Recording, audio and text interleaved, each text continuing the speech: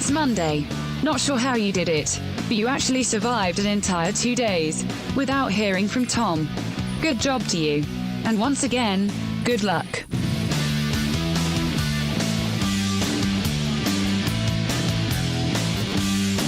Good Monday morning. Welcome back to Ocala Talks with Tom Schmitz. Button got stuck. I don't know about that. The button gets stuck like that. Sonda Eunice in the building with us as she is every Monday. Sonda, good morning. Good morning, Tom. How are you? Wonderful, wonderful. They made a new intro for me. Did they? Yeah, it's talking about how people recover 2 days without hearing from me and good luck. I don't know what they mean. I don't know. Do you like it? I don't have any control over it. It plays and I just deal with it. Well, I guess people already know about the pickles. They do know about the pickles. So, how was your weekend? My weekend was great. How was yours? Wonderful, wonderful. I was told Saturday to go find something to do. I said, okay. I was actually given a choice. I'll be honest with you. I was given a choice. I could go find something to do and then on return home, do a errand. Okay. Or I could stay at home and clean the house. Huh. So kind of like a choose your own adventure. Yeah, so I went and found something to do. Of course. But the errand I had to run now, there was a serious errand that had to be run on the way back from finding something to do. Okay. I had to grocery shop. That's not too bad.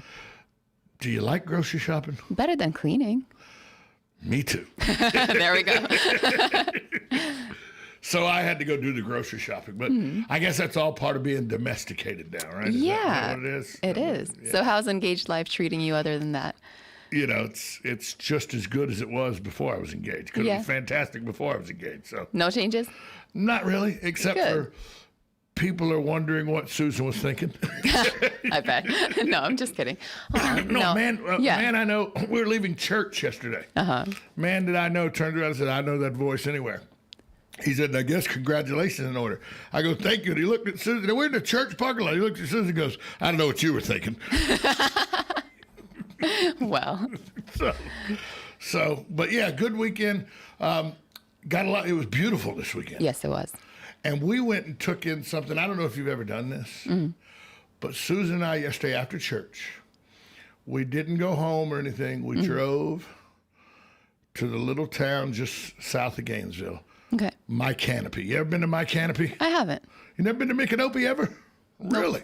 Micanopy has a little bitty main street that's probably 400 yards long. Gotcha. And they have antique shops and art shops and little tchotchkes and, little thrift stores and all up and down that 400 yards. Huh. And it takes about 2.5, 3 hours to walk through everything, look at everything and all. Yeah. I actually found a first edition history textbook written the same year I was born, 1966. So I bought that from a rare book. It was in a rare bookstore thing. Yeah. So I bought that. But if you've never, that's something you should do because I think you would enjoy that. I've never been. How far is it from here? Micanopy, that's just before Paynes Prairie, so probably 25 miles. Oh, that's not bad. No. Okay. And what else did you find? It's up 441 North, going towards Gainesville. Find anything else cool?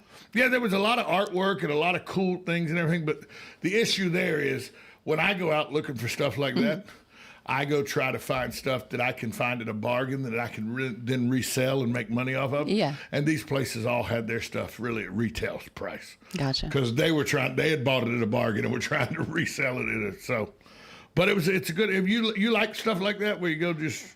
So I actually, I recently joined BNI. Right. And there is a member, I don't know if you saw on my Facebook page, but there is a member, can I say the name? Yeah. Atomic Artifacts, right. Atomic Age Artifacts. They are about 45 minutes away from here, I think. Yeah, I saw the Facebook page when you went and they walked have through the stores. So many really, really cool little trinkets and just stuff from like the 20s and 30s and 40s, and it's really cool. And they're very affordable, so maybe go there and see if you can. We went to this place in Micanopy. It's supposed to be. Everybody knows it's a little expensive. Yeah. But they have the two little diners there where you can get lunch and stuff, and they have a fantastic. The Herlong Hotel is a fabulous bed and breakfast right there in Micanopy. Okay. Fantastic, but it was just it's one of those trips where you don't go very far away. Right. But It's you still still an can adventure. find some cool stuff. And I mean, there was stuff that we really liked. There was a lot of good antique furniture. Yeah. Like there was a rollaway desk that was just wow. But the price tag on it was wow. I bet. What is a rollaway desk? A roller. It's where the cover comes down and then you can roll away the cover and the desk is underneath it. It's got like a door you roll down on the desk. Huh.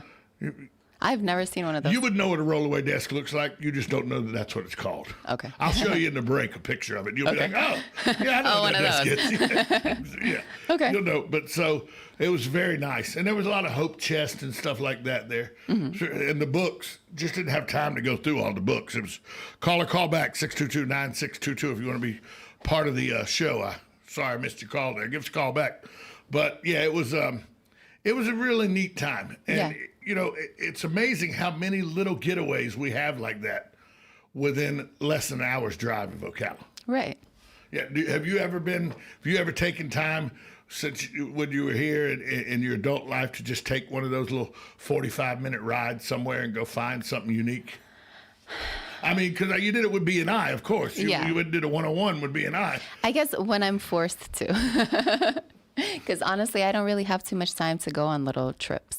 Because I try to do some work on the weekends when I can. Okay. So I don't think I've gone anywhere interesting yet, but I need to follow up on what you guys are doing. Here, let's think about this for a minute. Let's say you go get brunch and a few mimosas or a Bloody Mary or something. Yeah. And you hang out with your friends and everything, and you take 2 or 3 hours out to do that on a Sunday. Yeah. You could do that in Micanopy. Exactly. See? Just saying. So what did you do this weekend? What did I do this weekend? I caught up on work. My company is actually growing really fast right now, and I am excited and scared and overwhelmed and tired. I've lost 10 pounds in the last week and a half because I don't have time to eat. I need your job. I know, right? It's literally just running to and from networking events and meetings. And so I've just been really, really stressed out. So I actually this weekend had some time to sit down and actually focus on work. I blew off a dance party that Jessica Schultz invited me to. And that broke my heart because I was really looking forward to it. But I was like, I really need to get caught up. And I bet any party Jessica Schultz throws is a good time. Oh, they are so much fun. And it's like because we dance together. Right. And so she does these guest parties for couples who want to try it out in like a more social setting. You and Susan should absolutely do the next one. Negative. Sounds like I no. got 2 left feet. Well, so do a lot of the men there, but it's more of a really, really great bonding experience. But I'm not going to push you. Anyway, so I blew that off. Broke my heart, but I had to keep working, and I got a lot done, so I feel a lot better this morning. Well, I know that Susan went to your event last week, the Breakfast Friday. Oh, yeah? Yeah. Was it the breakfast? Yeah. Was she there for the launch party, too, or no? I know she was there in the morning. I think she was there in the morning. I don't know if she was there in the afternoon. I don't know. I think she wasn't there in the lunch party because she worked. She was working her just shipped. Yeah. She was doing her just shipped in Friday afternoon. So, but I know she went Friday morning. Mm-hmm. Said what a wonderful time it was. Yeah. That it was a good event and everything. And yet Tom still doesn't have any breakfast from either of you. This is true. Okay, tomorrow. No, Tom, no. tomorrow. Yeah, I'm not setting the clock by that because I'll be starving tomorrow. Tomorrow I will be here at 10:40. So the events, though, your breakfasts are really taking off. Yes. And what I really love is that every single day we're getting new people. So it's just going to keep growing and growing, And then when we have our larger events, that's when everyone comes together. Tell somebody that's listening right now that they may be a small business owner and, they say, but I don't have time to come to something like that because of my business and everything. Tell them why it's important to make time for a networking event. Networking can replace any other marketing. Networking replaced all marketing for my business. Right. And it can do so it has done so for a lot of other businesses. And, also, I completely understand that it takes a lot of time, right? But at the same time, you are either trading time or you're trading money, right? Because you're paying for whatever marketing you're doing. So you either look at it that way, or, if you are absolutely tied to the job, you just cannot get away, hire someone, hire a brand ambassador or a business development representative to go to these events on your behalf. If you are that busy in your business that you simply cannot go, don't miss out on that opportunity to still leverage networking as a marketing strategy. Just find someone really good, train them, teach them how to speak with people, how to represent your brand, how not to be salesy, not to be a pushy salesman, but to be just a helpful advisor, right? And that's how you introduce people to your services without you necessarily being there. We got a new group that came on with us, Formaggio's Pizza. Okay. It's located on 14th, right by the Beverage Barn and the axe throwing here in town. Yeah. Formaggio's Pizza came on, and it's just like you said. He said, I don't have time to go out and do a lot of things. Right.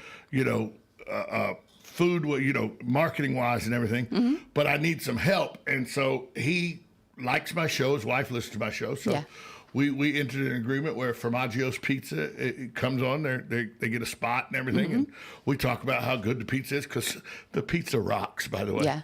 Oh. But they don't just serve pizza. They have stuffed shells and meatballs and chicken parm and egg parm. I've got to try them out. Oh, it's fantastic. Yeah. Okay. It's in the old Schnitzel factory, where the Schnitzel factory used to be on 14th. Okay. Is where it is. Just if you're traveling east on 14th, it's on your left just past 8th. And if you're traveling west on 14th, coming from the boulevard. Tom, I am a woman. I'm going to put it in my GPS. I understand. Yeah, but if you're traveling, for everybody out there who is not directionally challenged, if you're coming west from Pine on 14th, it's on your left just after you cross over 8th. And if you're coming east from 40 on 14th, it's just before you get to 8th on the right-hand side. So, I will check it out. People who aren't directionally challenged. But that's like he said. Or just put in their business name. But like he said, he didn't have time to go do it himself, so he spent the money to market. Well, and that's actually something that now my marketing agency is offering, is that we are hiring, training, and basically managing these brand ambassadors on behalf of clients. And it's something brand new that we're rolling out. I was very impressed by how my own business development person has been just taken off. We signed 2 clients back to back on Monday, and it was just amazing. And they were both clients that she brought to us that she met at a networking event. You know what I mean? And she's only been with me for 2 weeks. So if we can do something like that for our company, we can absolutely do it for other clients as well. Because it's really about the big picture. Yeah. It's not just about networking. It's not just about, marketing through radio ads or billboard ads or magazine. It's actually all of that in a working plan that best benefits each individual who needs marketing. Exactly. And that's what your company does, is your company comes up with that plan. Am I correct? Yes. Yep. We, again, full service marketing agency. So we do anything from websites or social media or paid ad campaigns, anything with digital marketing, search engine optimization, getting more traffic, more leads to your website, but also, this relationship marketing, right? Going out there, making connections in the community, building relationships, sending postcards, sending, thank you cards. We can do all of that kind of stuff, and then we also specialize in event marketing. So even for a restaurant such as the one you are speaking of, one thing that I would recommend is host networking events, host events, because for any restaurant, that's the best way to market. You have to get people to taste your food, right? As an example, at my launch party on Friday, we had 2 caterers there. They were both slammed, and people have been raving about their food just from tasting it there. You know what I mean? So that's another way for restaurants, is to just donate a little bit of food, right? Just to get people to taste it. It works a lot more effectively than just, let's say, an image on an Instagram page, because people actually get to see what it's like. Are you hearing what she's saying, folks? Bring food to the studio. Yes. That's what she's saying. Bring food to the studio. No. When I'm here, Mondays, 8:30 to 9:30. By the way, she doesn't bring me food to the studio. I will tomorrow, Tom. Yeah, sure. You said that last week, too. Okay, fine. You said on Friday, I'll bring you food. I will put How'd it that in work my out for me? I'm putting it in my calendar right now. How'd that work out for me? Once it's in my calendar, it's real. Hi, caller. Who's this? Hey, this is Hugh calling. Happy February. Happy February, Hugh. Thanks for calling in. Say, you were talking about grocery shopping, which you had to do here a while ago, and I personally enjoy shopping. I've always done all the shopping in our marriage, and to me, it's an interesting day out. I know a lot of the people that work at both places I go, and it's just kind of a social event that I enjoy. Kind of a funny thing happened here the other day, though. I was at the meat counter looking through the meat and trying to make a selection, and a guy was standing next to me, and he said, "Boy, my wife told me to come out, go out and buy a nice sized beef roast for supper." And he looked down to the package, and it was $37.50 for this roast. And he looked at me and he says, "Boy, I'm going to have to go over to the bank and get a loan to buy that thing."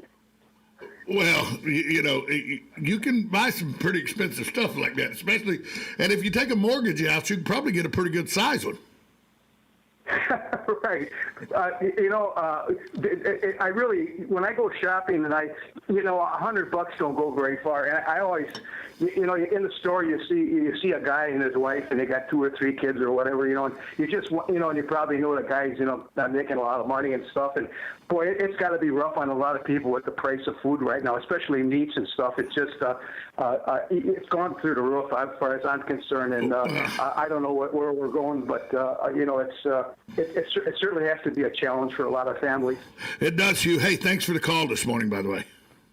Yeah, okay, bye now. Yeah, it does have to be a challenge. And yesterday, it's just Susan and I. And yesterday I went and I had the list. Susan had made a list. Today she lets me add some things on the list, too, that she may not remember. So I had a list, and I bought everything on the list. And before we go, she tells me what's on BOGO at the grocery store and everything. So, we frugal shop and everything. Mm-hmm. It's still $120. Yeah. And it's just for the 2 of us, and that's for 1 week. Yeah. We spend probably $500 a month at the grocery store just for 2 of us. I wouldn't want a family of 5.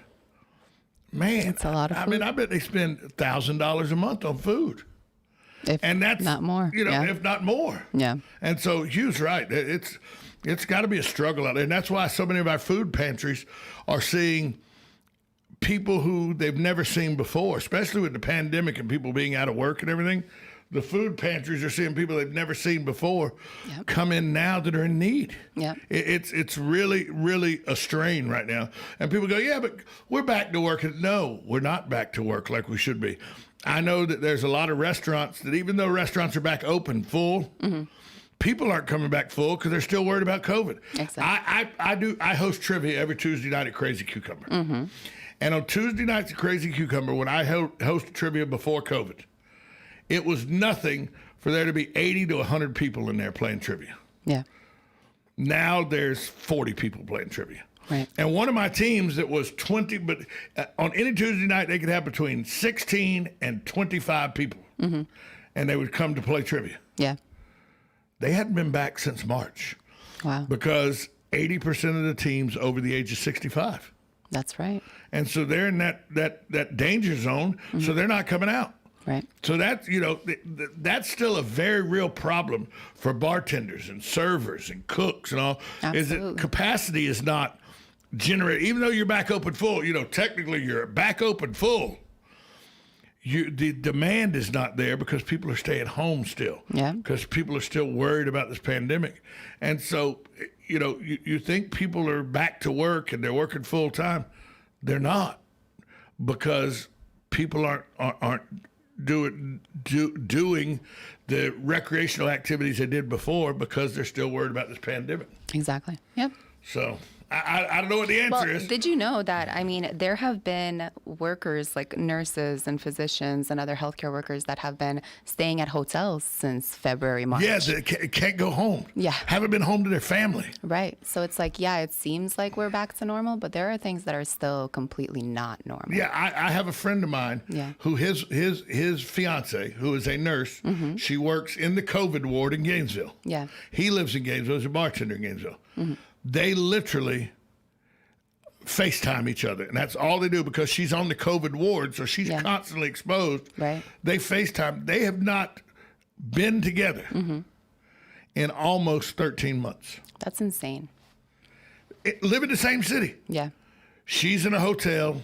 Right. He's at their house, and they they got a kid together and everything, and the child's been denied his mother and everything, right? Because they're going through COVID issues right now. Exactly. So it's not all roses and ice cream out there, folks.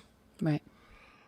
Although if you try to get Sonda to help you with marketing, it can be roses and ice cream. Well, as much as I can help. Can't really help with the COVID part. You cannot help with the COVID part.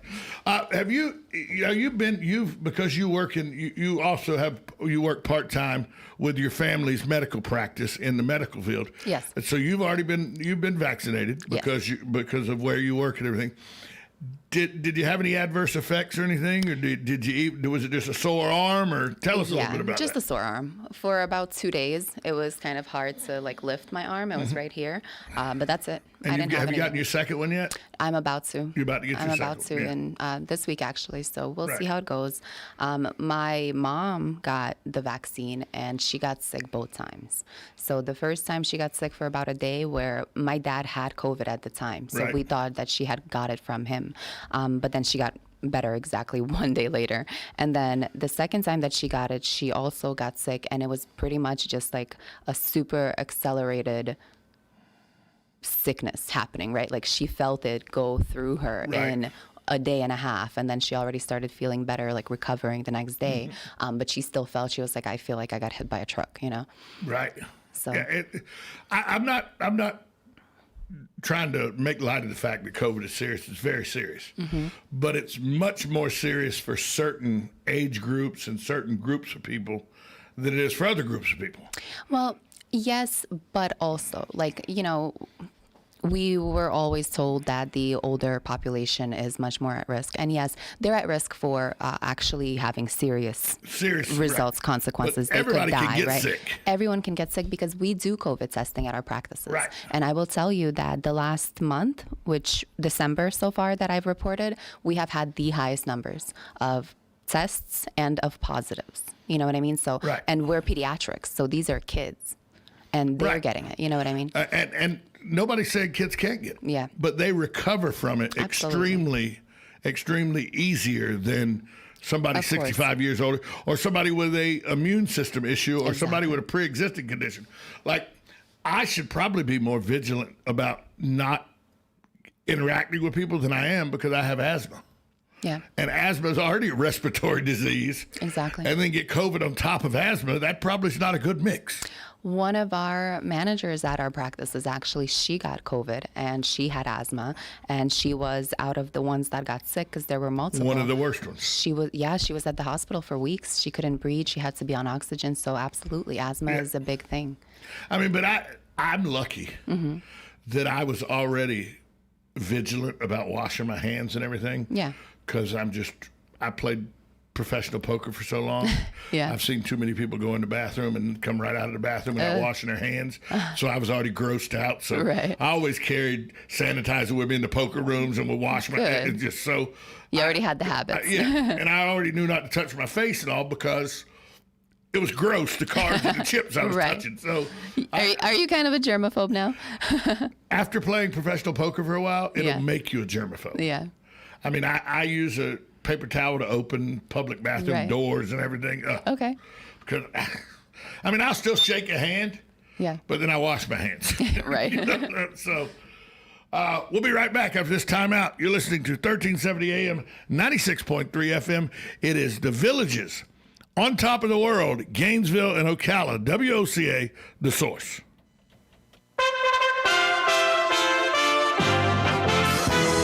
USA Radio News with Dan Naraki. Coronavirus cases appear to be slowing as the rolling 7-day average in the U.S. has fallen by nearly 40% since a peak in early January. But even as hospitalizations are also falling, deaths remain high, with an average above 3,000 a day over the last week. But some experts warn another